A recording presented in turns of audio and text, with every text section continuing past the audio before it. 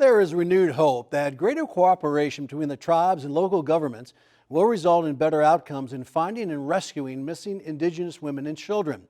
How will that be accomplished, and are we seeing progress towards that goal? That's the topic of this week's in-depth discussion with Susan Cadeau and her panel of guests. Thank you, Rich. We have two guests with us today who have a wealth of knowledge about this topic, and I'd like to introduce them to you now. First, we have Sarah Adams Cornell, who is co-founder of Matriarch. She's a member of the Choctaw Nation and works in advocacy for Indigenous women and children. And then joining us also is Trent Shores, former U.S. Attorney to Oklahoma's Northern District, who is now in private practice. He coordinated the Missing and Murdered Indigenous Persons Initiative in Oklahoma in 2019. Thank you both for being with us. Thank you for having me. Halito, and thanks for having us back on. Well, let's get started. I'm going to start with Sarah. You work in advocacy specifically for Indigenous women and children. Could you tell us a little bit about what you do at Matriarch? Sure. Matriarch is an intertribal nonprofit organization that has two chapters, one in Oklahoma City and one in Tulsa. And we really focus on education, understanding the issues that are impacting our community as Indigenous women. And then we talk about trauma healing. We do a great deal of trauma healing work. And then we do empowerment work after that. So it really is kind of these three steps to understanding what's impacting us, healing some of that trauma, and then going on to take steps to really live the lives that we want to live.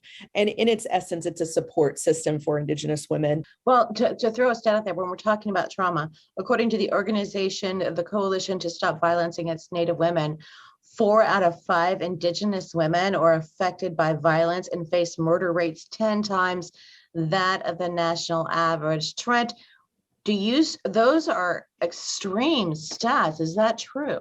You know, I don't know where they got their stats, but I can tell you I've seen a number of statistical markers that show not only those types of extreme statistics, but stats that I'd call unacceptable. For far too long, we've heard from tribal leaders and frankly advocates like Sarah voicing concerns about the high violence rates that Native American women and men as well experience. It is a tragedy. It is an epidemic. All too often, also, there was a lack of services available to those victims. So, when we think about high violence rates, I hope that we can also think about high victimization rates in the sense that if there's a lot of crimes being committed, there's a lot of victims experiencing that trauma. Sarah, I want to ask you what is going on inside of tribes nationwide that they have such high stats? What's going on? What do you see that could be fixed or we could do better? There are a series of things that make, I would call them different gears that have to turn to make missing and murdered Indigenous people the crisis that it is in our state and in our nation. A lot of that has to do with misrepresentation of Indigenous people. The fact that there is a great study that Illuminatives did that finds that there is a portion of our the citizens of the United States who believe that we're extinct. There's also a group of people in the United States who believe we're subhuman. And so when you have this lack of knowledge about Indigenous people, it's much easier to dehumanize them and mistreat them when you have lack of knowledge. Susan, if I might yes. Jump in, because throughout my career, I had the chance to work in Native American communities and interact a lot with law enforcement, with tribal prosecutors, tribal leaders, and hear firsthand, frankly, not just in Oklahoma, what they were experiencing, but outside of our great state and meeting tribal leaders from coast to coast. And for me, that communication was clear, is that the lack of resources and law enforcement presence in Indian country when compared to similarly situated rural areas that are non-Indian or non-Indian country is a very real problem. The numbers of tribal law enforcement officers is just lacking at the moment. When you see whether it's the Bureau of Indian Affairs or tribes that have 638 contracted to provide their own law enforcement services, those academy classes aren't filling up. last check at one point when I was United States Attorney and chair of the Native American Issues Subcommittee for the Justice Department, BIA police staffing was hovering right around the 50% mark. And we know that that's just unacceptable. How is it that Native American communities can expect to see violent crime rates decrease when there aren't adequate numbers of police officers on shift at any given time? So I'll address this next question to either one of you, and this is based off of what I've been hearing from both of you. Trent, who's responsible for hiring and paying for these law enforcement officers when we're talking about sovereignty of nation? And then Sarah, who is committing the domestic violence or the murders against Indigenous women? Is it within the community that this is happening, the Native American community? Well, with regard to who has the responsibility, I think there's an answer there that's twofold. And the first responsibility, I think, falls with the United States. It's part of the federal trust responsibility. That is the formal agreement, the obligation that the United States has with federally recognized tribes to provide certain services. One of those is policing or justice-related services. So with regard to those, Bureau of Indian Affairs, Office of Justice Services, policing contacts or grants or funds or resources that should be provided, I think as a threshold matter, that's where it can come from. It also should come from the Justice Department, the form of prosecutors, tribal liaisons, missing and murdered Indigenous persons coordinators. These are all things that the federal government can provide and has an affirmative obligation to. But I think that's part and parcel of what a tribal government can and should do as well, is provide those policing services. As far as who's committing the crimes against Indigenous women and Indigenous people, I would say, one thing that makes this very especially heinous, is that most of the perpetrators are non-Indigenous people, which is not the norm among other groups of people. So the vast majority of those who are harming Indigenous women are non-Indigenous people, and that is happening at an alarming rate. And quite honestly, while there is a lack of, as far as tribal governments and those connections with state and local officials, there is a lot of hiding behind jurisdictional, it's jurisdictional scapegoating to me. Who actually has the jurisdiction to investigate this case, and are they going to do it?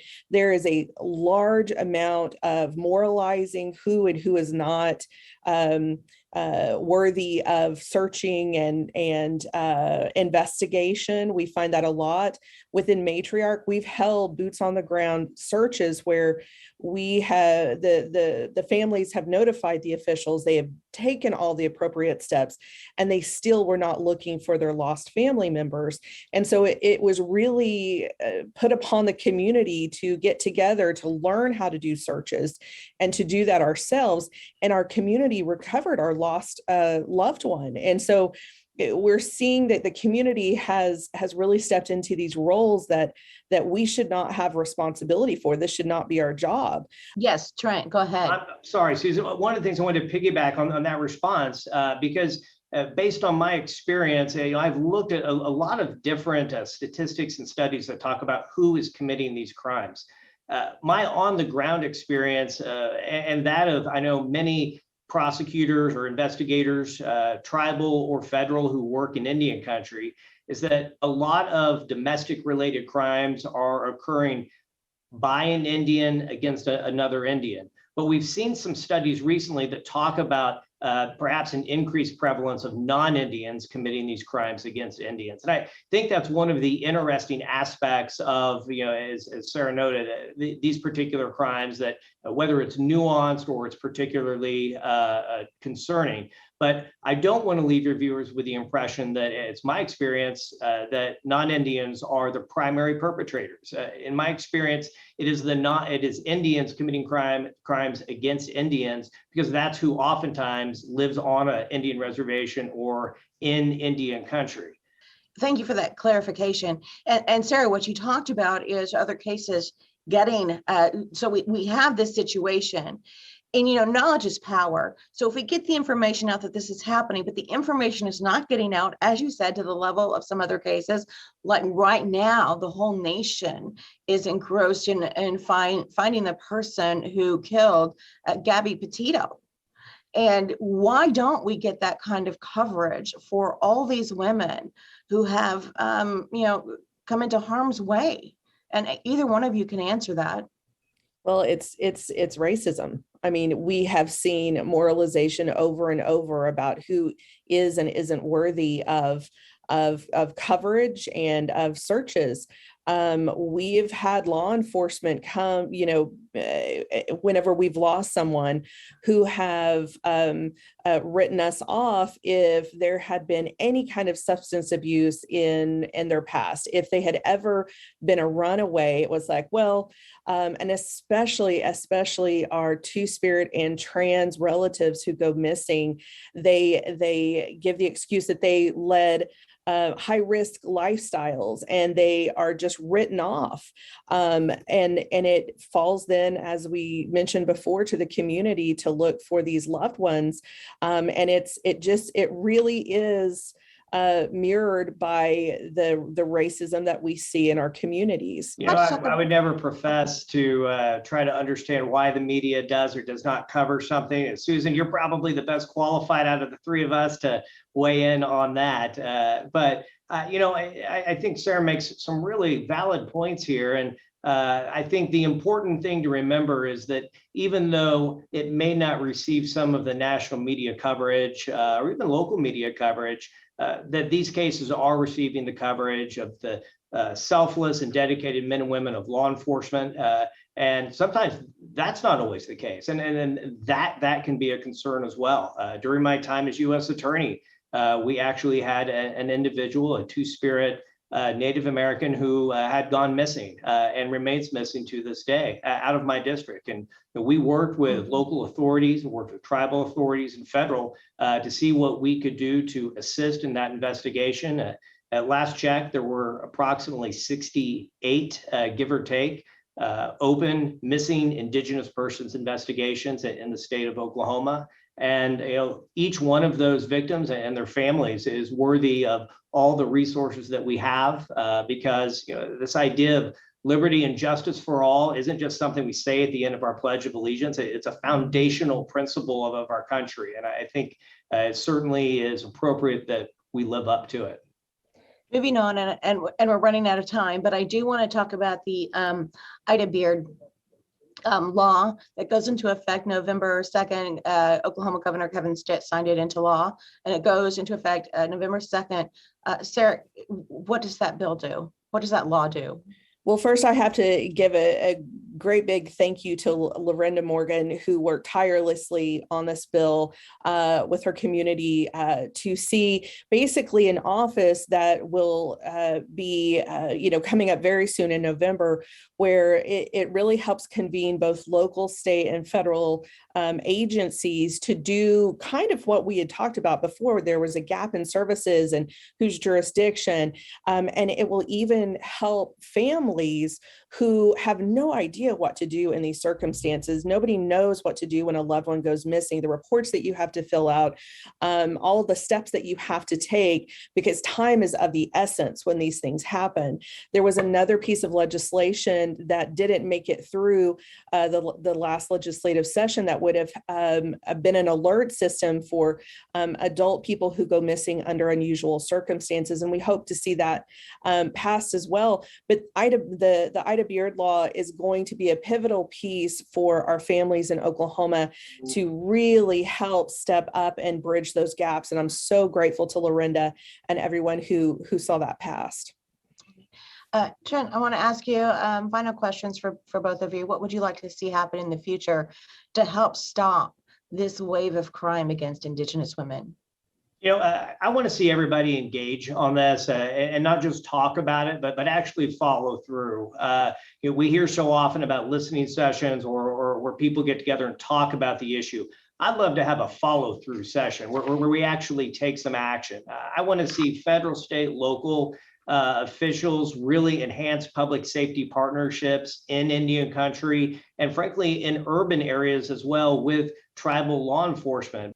And Sarah, I what would echo you what like? Trent said. I would also really like to see more support systems, groups like Matriarch, basically these support systems that allow women to not just understand the mechanisms behind MMIW, but also offer a space for that healing to happen. Because as Trent said, much of this is very cyclical. Yours is a great support system, Matriarch, support women supporting women, gets them out of the isolation and maybe gets them to talking and sharing their experiences.